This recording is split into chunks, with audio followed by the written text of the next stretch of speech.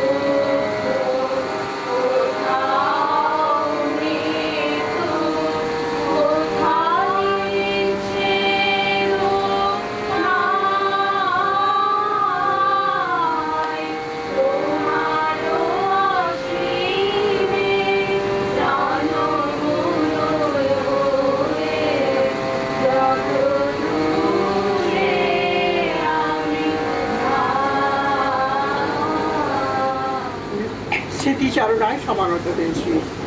সমীর প্রসাদ গাঙ্গুলি একজন মানুষ, একেবারেই পারিবারিক মানুষ, চাকুরিজীবী, সংসারী, কিন্তু একটু ব্যতিক্রমী।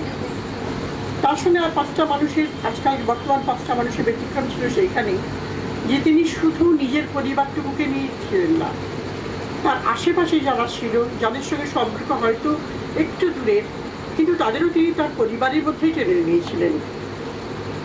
তার এই বিরাট পরিবারের মধ্যে প্রত্যেকের সঙ্গে তিনি যোগাযোগ রাখতেন এবং প্রত্যেকের সঙ্গে তিনি তাদের খবর রাখার, তাদের সম্বন্ধে জানার, তারা কে কী করছে, কীভাবে জীবনযাপন করছে, কে ভালো আছে, কে খারাপ আছে, কেন সে খারাপ আছে, তাকে কী করে আরেকটু ভালো করা যায়, এই সম্বন্ধে বিশেষভাবে সচেষ্ট ছিলেন। এই জন্যই তিনি অন্য মানুষের, এখানেই তার অন্য মানুষের সঙ্গে তিনি ব্যতিক্রম। আজকাল এখনকার মানুষের সঙ্গে এই যোগাযোগটা রাখতে পারে না, কিন্তু তিনি এভাবেই রাখতেন। যখনই কোথাও কোনো অনুষ্ঠান হোক না কেন, তাকে আমরা যত অসুবিধাই হোক আমরা পেয়েছি, এবং তার বাড়িতেও কোনো অনুষ্ঠান হলে আমরা প্রত্যেকেই এসেছি। আজকেও তারাই এসেছেন এখানে, যারা তাকে সেইভাবে দেখেছে, সেইভাবে পেয়েছে, আমরা তাদের প্রত্যেকেই এখানে এসেছি। এখানে এখন আমি ডাকবো শ্রী সুভদ্র রায়চৌধুরীকে কিছু বলা। ছোট মামার সম্বন্ধে কিছু বলতে বলা হয়েছে। যদিও ছোট মামার সঙ্গে আমার পরিচয় বহুদিন, প্রায় ৩৩ বছর হয়ে গেল, তবু কিছু কিছু কোলাজ, মানে আমরা ঠিক বলতে ছোট মামার সঙ্গে বেশ অনেকক্ষণ ধরে ঘনিষ্ঠতার সুযোগ আমার খুব একটা হয়নি। কিছু কিছু মুহূর্ত, কিছু কিছু অনুষ্ঠান তার সঙ্গে আমার দেখা হয়েছে, তার সঙ্গে কথা হয়েছে। ছোট মামার চরিত্রে দুটো জিনিস আমার খুব ভালো লাগতো। একটা হচ্ছে সময় অনুবর্তিতা, উনি সময়টাকে খুব মেপে চলতেন, মেনে চলতেন। আর একটা হচ্ছে খুব অনুসন্ধিৎসা, কোনো জিনিস জানার জন্য ওনার ভীষণ আগ্রহ ছিল। কিছুদিন আগে পর্যন্ত যিনি যখন সুস্থ ছিলেন, আমি যখন আসতাম, তিনি আমাকে অনেক কথা জিজ্ঞেস করতেন। আমার ছোট্ট বুদ্ধি, মানে অল্প বিদ্যা দিয়ে আমি যতটুকু পারি তাকে সাহায্য করতাম সেই প্রশ্নের উত্তর দিতে। আর মানুষ হিসেবে তো উনি অনেক বড় মাপের মানুষ ছিলেন, উদ্যোগী পুরুষ ছিলেন, সফল মানুষ ছিলেন। আমাদের জীবনে সফলতা বলতে দুটো বোঝায়, একটা হচ্ছে অ্যাভারেজ বাঙালিদের বাড়িতে হচ্ছে একটা মাথার উপর ছাদ এবং ছেলে মেয়েকে উপযুক্ত শিক্ষা দেওয়া, তাতে তিনি অবশ্যই সফল। আমরা পরলোক আছে কিনা জানি না, আমরা হিন্দু কিন্তু পরলোকে বিশ্বাস করি। কবিগুরু বলতেন পরলোকের আনন্দ লোক অনেক দূর, আনন্দ ধাম। ছোট মামা আমার বিশ্বাস সেই আনন্দধামে পৌঁছে গেছেন, সেখানে সুখে শান্তিতে আছেন। আমরা বাঙালিরা সাধারণত যে মানুষের উপর আমাদের ভাব প্রকাশে ঋণী, তারই একটা কবিতা পড়ে আমার বক্তব্য আমি শেষ করছি। রবীন্দ্রনাথ ঠাকুরের মৃত্যুঞ্জয়। দূর হতে ভেবেছিনু মনে, দুর্জয় নির্দয় তুমি, কাঁপে পৃথ্বী তোমার শাসনে। তুমি বিভীষিকা, দক্ষির বিদীর্ণ বক্ষে জলে তব লেলিহান শিখা। দক্ষিণ হাতের শেল উঠেছে ঝড়ের মেঘপানে, সেটা হতে বজ্র টেনে আনে। ভয় ভয় এসেছিনু দুরু দুরু বুকে, তোমার সম্মুখে তোমার ভ্রুকুটি ভঙ্গে তরঙ্গিল আসন্ন উৎপাত, নামিল আঘাত। পাঁজর উঠিল কেঁপে, বক্ষে হাত চেপে শুধালেন, আরো কিছু আছে নাকি? আছে বাকি শেষ বজ্রপাত, নামিল আঘাত। এইমাত্র, আর কিছু নয়। ভেঙে গেল ভয়, যখন উদ্যত ছিল তোমার অশনি। তোমারে আমার চেয়ে বড় বলে নিয়েছিল গনি। তোমার আঘাত সাথে নেমে এলে তুমি, যেথা মোর আপনার ভূমি। ছোট হয়ে গেছো আজ, আমার টুটিল সব লাজ। যত বড় হও, তুমি তো মৃত্যুর চেয়ে বড় নও। আমি মৃত্যুর চেয়ে বড়, এই শেষ কথা বলে যাব আমি চলে। শ্রী সমীর প্রসাদ গাঙ্গুলি সম্পর্কে আমার মেসমশাই ছিলেন। 32-এর 1-2 মনোরঞ্জনে আমার যাতায়াত সেই শৈশবকাল থেকে। বলতে গেলে ছেলেবেলার অনেকটা অংশ আমি মাসিমণির কাছেই মানুষ হয়েছি। সেই সূত্রে আমি মেসমশাইকে খুব কাছ থেকেই দেখেছি। মেসমশাইয়ের চরিত্রের নানা গুণ আমার চোখে ধরা পড়েছে। তার মধ্যে প্রথম হলো কর্মনিষ্ঠা। উনি এক কথায় ছিলেন ওয়ার্ক অ্যালকোহলিক, মানে কাজকে তিনি পাগলের মতন ভালোবাসতেন। সেটা ছাড়াও ওনার চরিত্রে ছিল সততা এবং যেটা আগে তিনি বলে গেলেন সময়ানুবর্তিতা এবং অভিসন্ধিৎস। তিনি শুধুমাত্র নিজের বিষয়তে আবদ্ধ থাকতেন না, তিনি সব কিছুই জানার একটা তার উদগ্র বাসনা ছিল। তিনি আমাকে যখন খুবই অসুস্থ ছিলেন তখনও আমি যখন IBM গিয়েছিলাম ইন্টার্নশিপ করতে, তখনও উনি আমাকে জিজ্ঞেস করেছেন যে আমি কেমন ওখানে কাজ করছি, ওখানে আমার কেমন লাগছে, আমার মাইনে করি আমি ঠিক করে পাচ্ছি না। অতএব উনি সবাইকে নিয়ে চলতে ভালোবাসতেন এবং উনি মানে খুবই সামাজিক একজন ব্যক্তি ছিলেন, যাকে আমরা সমস্ত অনুষ্ঠানেই দেখতে পেতাম। সমস্ত অনুষ্ঠানেই তিনি সপরিবারে অ্যাটেন্ড করার চেষ্টা করতেন। আর সততাটা সেটা আমি কিছুটা অংশে আমার দাদাভাইয়ের মধ্যে দেখতে পাই, যেটা ওনার মধ্যে ছিল। যদিও দাদাভাই বলে যে এটা একটা বেসিক ক্রাইটেরিয়া, এটা বলার মতন কিছু না, কিন্তু তবুও আজকালকার দিনে এটা না বলে পারা যায় না। বিশেষ কোনো ঘটনা বলতে গেলে আমার মনে পড়ছে খড়গপুরে একবার ওনার একটা বিলের ফরম্যাট আমাকে বানানোর জন্য উনি আমাকে বলেছিলেন। তো আমার মনে আছে যে সেদিন প্রচণ্ড বৃষ্টি হচ্ছিল আর আমি আমার ল্যাবে কাজ করছিলাম। সেই বৃষ্টির মধ্যেও মেসমশাই সাইকেল চালিয়ে ছাতা নিয়ে এসেছিলেন, এসে আমার কাছ থেকে সেইটা আমাকে নিয়ে গিয়েছিলেন। সেটা থেকে আমি বুঝলাম যে ওনার কাজের প্রতি এত বেশি দায়বদ্ধতা যে সেটা সত্যি শিক্ষণীয়। থেকে বেশি কিছু আর বলার এই মুহূর্তে আমার নেই।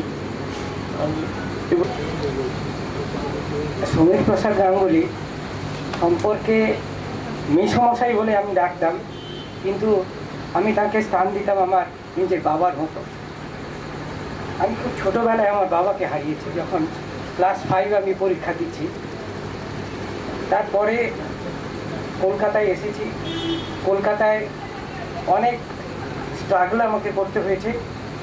পড়াশোনা করেছি, সায়েন্স কলেজ থেকে পোস্ট গ্র্যাজুয়েশন করেছি, শান্তিনিকেতনে গেছি চাকরি সূত্রে, দিল্লি গেছি, বিভিন্ন জায়গায় গেছি, কিন্তু সেটেল হতে হয়েছে আমাকে এই কলকাতায় এসে। মানে ঠিক দরজা খুললেই প্রত্যেক দিন ওনাকে দেখতাম। আমার এখনও মনে পড়ে যে উনি কোনো সময় দিতেন না আমাকে। একটা হয়তো কিছু নিয়ে এসছেন, ব্যাংকের একটা FD, একটা গ্যারেন্টারের সিগনেচার লাগবে বা একটা উইটনেস, উনি আমাকে হয়তো 1 মিনিট সময় দিতেন, মিলন সই করে দাও। মানে এখনও আমার যেন মনে হয় তিনি জাননি, যে কোনো সময় আমাকে হয়তো এসে বলবেন দাও তো এখানে সই করে। আর আমার আগে সুব্রতদা বা হাবু যেটা বলে গেল যে সময় সম্বন্ধে ওনার যে নিয়মানুবর্তিতা ছিল, এটা মানে আমি ভয়ঙ্করভাবে দেখেছি ওনার মধ্যে। এমনও হয়েছে আমাদের এই এরিয়াতে লোডশেডিং হতো, কিন্তু তানু কান্নাকাটি করতো মাঝে মধ্যে। সেটা যদি 1 ঘন্টা পেরিয়ে যেত তাহলে উনি আর থাকতে পারতেন না। উনি ফোন করতেন CSC-তে এবং আমাকে বলতেন মিলন তুমি একবার ফোন করো তো, ওরা মনে রেসপন্স করছে না। আমি ফোন করতাম, কিন্তু যখন দেখতাম ওটা প্রায় 1.5 ঘন্টা হচ্ছে, আমি মাঝে মধ্যে এমনও হয়েছে কোনো দিন আমি মানে ওনার সামনে যেতে পারতাম না। আমি একটু আলাদা সরে যেতাম, যে এবার মনে হয় নিশ্চয়ই আমাকে বলবেন যে তুমি ফোন করেছিলে তো, ওরা কি বললো। শুধু তাই নয়, উনি প্রত্যেকটা ব্যাপারে খোঁজ খবর নিতেন। মানুষের জীবনটা তো সবসময় স্মুথলি যায় না। আমার ক্ষেত্রে সেরকম একটা হয়েছিল, সে একটা দুর্ঘটনা ঘটেছিল, কিন্তু তিনি অভিভাবকের দায়িত্ব নিয়ে যেভাবে আমার পাশে দাঁড়িয়েছিলেন, আমি এরকম কোনো লোককে দেখিনি যে এতটা চিন্তা করতেন। মানে আমার ওই সময়টায় উনি রাতে ঘুমোতে পারতেন না। আমি শুনেছি পরে মাসে উনি বলতেন তোরা কী করছে, ওরা আমার সঙ্গে যোগাযোগ করছে না, ওরা ঝর্ণা আমার সঙ্গে দেখা করছে না। আমার সেই বিপদ কেটে গেছে। এবং সব থেকে বড় কথা যে ওনাকে কতটা শ্রদ্ধা করতাম সেটা এখন আমি বুঝতে পারছি। উনি যখন ভেন্টিলেশনে রয়েছেন, আমি আমার মিসেসের থেকে মেসমশাইয়ের থেকে শুনেছি, কিন্তু আমার কিছুটা সম্যক ধারণা আছে। আমি জানতাম যে কী পরিস্থিতিতে পড়লে একটা মানুষকে ভেন্টিলেশনে দেওয়া হয়। আমি যেতে পারিনি, কিন্তু তারপরে ভাবলাম যদি না যাই আর হয়তো ওনাকে আমি জীবিত দেখতে পাবো না। আমি গিয়েছিলাম, আমি কথা বলতে পারিনি। যেভাবে নল লাগানো ছিল, উনি কাঁদতেও পারছিলেন না, কাঁদতেও ওনার কষ্ট হচ্ছিল। সেটা গত মঙ্গলবার। তবে যাই হোক, আমি ওনাকে জীবিত দেখে এসেছি। উনি নেই এটা ভাবতে পারছি না, কেননা দরজা খুললে ওনাকে দেখতাম। এই যে বৃষ্টি হলো, জল জমলো, তার আগের ইয়েতে উনি কষ্ট করে সে জল দেখে গেছেন। এবং সবথেকে বড় কথা কি, আমার ছেলে এবং তানু একই বয়সী, প্রায় কয়েক মাসের ডিফারেন্স হয়েছে। জল জমলে এরা খুব খুশি হতো। আমি নৌকা বানাতে পারতাম না, মেসমশাই নৌকো বানাতেন। তানু এবং আমার ছেলে নৌকো ভাসাত। এই যে লাস্ট যে জল জমলো, উনি কিন্তু আর এসে দেখতে পারলেন না। তো আমি মনে করি যে মেসমশাই হয়তো চলে গেছেন, তাকে দেখতে পাবো না সচক্ষে, কিন্তু তার প্রত্যেকটা ব্যবহার, তার কথাবার্তা, তাকে দেখা। দেখুন, উনি বাজার করতে খুব ভালোবাসতেন, এবং বাজার যখন করতে যেতেন ওনার মানে 3-4টে ব্যাগে হতো না। উনি একটা নির্দিষ্ট সময় যেতেন, আসতেন। আসার সময় এমন হতো যে রিক্সাম্যান ওনাকে নিয়ে আসতো, সে ব্যাগগুলো বয়ে দিত। উনি এত বাজার করতে ভালোবাসতেন। কিন্তু সেটা আমি দেখলাম, বাজার তো দূরের কথা, উনি কোনো জিনিস খেতে পারতেন না, ওনাকে খাইয়ে দিতে হতো। আমি এই সেন্টিমেন্টাল হয়ে পড়ছি, তার অনেক কারণ আছে। কেন আজকে এই দিনে সমস্ত কিছু স্মরণ করা যায় না, সমস্ত কিছু বলাও যায় না, কিন্তু আমি ফিল করতে পারছি যে মানুষটা এখনও যেন আমার মধ্যে রয়েছে, আমার আশেপাশে রয়েছে। তার উপস্থিতি প্রত্যেকটা মুহূর্তে আমি টের পাই। আমার বলার নেই।